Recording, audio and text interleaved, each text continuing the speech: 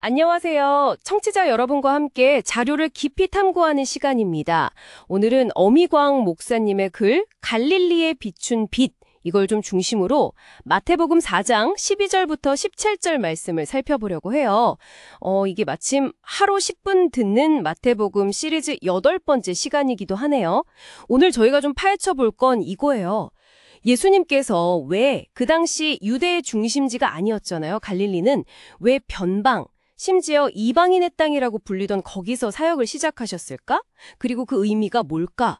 특히 어미광 목사님이 제시하는 그 개혁주의적 관점, 여기에 좀 주목해서 답을 찾아보겠습니다. 이거 흥미로울 것 같은데요. 자, 엄 목사님 글은요. 먼저 그 역사적 배경부터 짚어주세요. 기원전 한 8세기쯤이죠. 북이스라엘이 아수르에 망하면서 그 스불론과 납달리 지파가 살던 갈릴리 북부 지역, 거기가 제일 먼저 타격을 입고 많은 주민들이 쫓겨났다고요? 네, 그러고 나서는 이제 그 땅에 이방 민족들이 들어와서 막 섞여 살게 된 거죠. 그래서 유대인들한테는 여기가 좀 멀고 어둡고 그런 지역으로 느껴졌다는 겁니다. 맞아요. 그래서 마태복음에서도 이방의 갈릴리라고 딱 집어서 부르잖아요. 당시 유대인들 생각에는 뭐랄까 종교적으로나 정치적으로나 좀 소외된 곳, 진짜 말 그대로 어둠의 땅, 그렇게 여겼을 가능성이 높죠. 근데 여기서 엄 목사님이 주목하는 건 이거예요. 이사야 선지자가 바로 그 멸시받던 땅 이방의 갈릴리에 장차 큰 빛이 비칠 거라고 예언했다는 사실. 아, 그 이사야 9장 말씀이죠? 네, 맞습니다. 와, 진짜 역설적이네요. 모두가 어둡다고 변방이라고 생각했던 바로 그곳에 빛이 임할 거라는 예언이라니.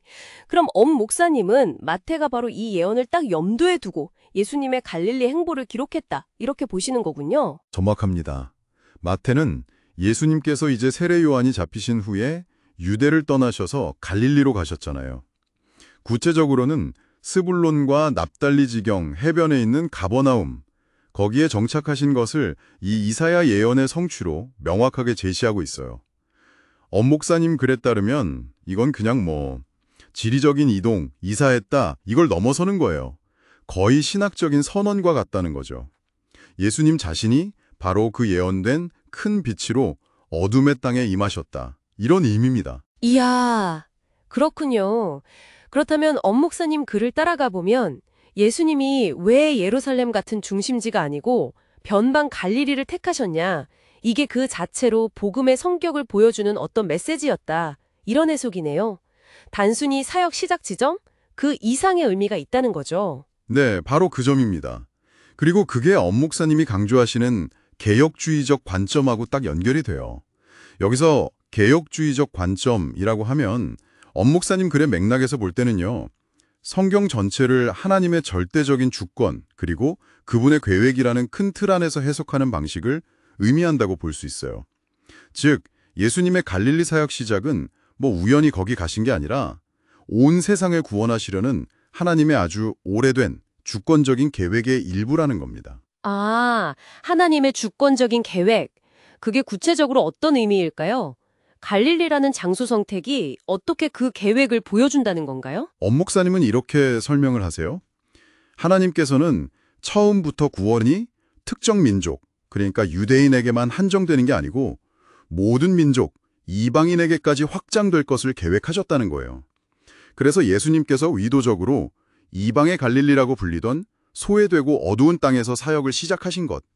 이게 바로 이 보편적인 구원의 복음이 이제 시작되었다, 이걸 알리는 강력한 상징적 행위였다는 거죠. 아, 상징적인 행위? 엄 목사님은 해석하시는 거죠. 와, 그렇군요. 그러니까 예수님의 갈릴리 행보는 단순히 예언 성취했다, 이걸 넘어서서 하나님의 구원 계획이 얼마나 넓고 자비로운지 그걸 처음부터 확 드러내는 사건이었다, 이런 해석이네요. 야, 어미광 목사님 글 덕분에 마태복음 이 구절이 훨씬 더 입체적으로 다가오는데요. 하루 10분 듣는 마태복음을 통해서 이런 깊이 있는 해석을 딱 접하니까 좋네요. 맞습니다. 엄 목사님의 글은 결국 이거예요. 예수님의 갈릴리 사역 시작은 어둠으로 상징되는 세상의 변방, 소외된 곳에 먼저 빛을 비추셨다. 이걸 통해서 복음이 특정 집단이나 지역에 갇히는 게 아니고 온 세상을 향해서 활짝 열려 있다, 이걸 선포하는 출발점이었다는 걸 분명히 하는 거죠. 개혁주의 신학의 중요한 주제들, 그러니까 하나님의 주권적인 은혜라든지 보편적인 구속계획 같은 것들이 이 사건 안에 다 녹아있다 이렇게 보는 겁니다. 네, 오늘 어미강 목사님의 글을 통해서 예수님의 갈릴리 사역 시작, 그 의미를 아주 깊이 있게 탐구해봤습니다. 어둠이 짙다고 여기는 곳에 오히려 가장 먼저 빛이 비출 수 있다는 메시지, 이게 참 인상 깊었어요. 그렇죠. 오늘날 우리 주변에도 어쩌면 갈릴리처럼 여겨지는 곳들이 있을 거예요. 뭐 소외되거나 좀 어둡다고 생각되는 영역들 있잖아요. 오늘 나눈 이야기처럼 하나님의 빛은 우리가 전혀 예상치 못한 방식으로 바로 그런 곳에 임할 수 있다. 이 사실을 기억한다면 우리 삶의 어떤 부분을 좀 새롭게 바라볼 수 있을까요? 청취자 여러분께서도 한번 곰곰이 생각해 보시면 좋겠습니다.